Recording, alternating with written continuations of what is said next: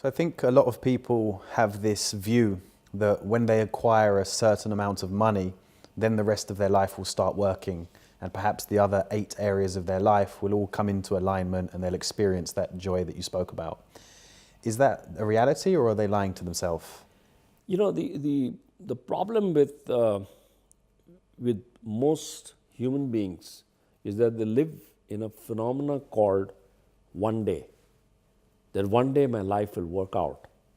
And they set some benchmarks, whether it's the quantum of money that they have in their bank, or it's the turnover that they're looking for, or the size of the company, or the size of the house, or whatever it is.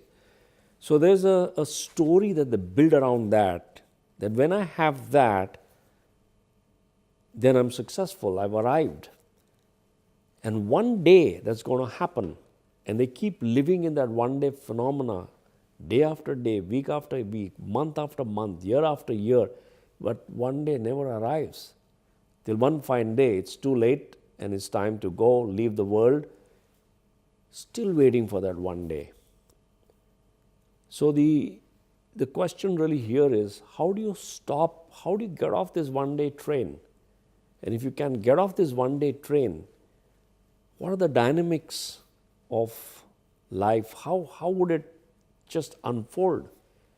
And the answer to that is that these 9 areas, when you start focusing on each of them and you start working on these 9 areas, this one day phenomena leaves its grip on you and you start enjoying life in the here and now, and a surplus of results, a surplus of happiness, a surplus of joy becomes available to you, which at the end of the day is your birthright.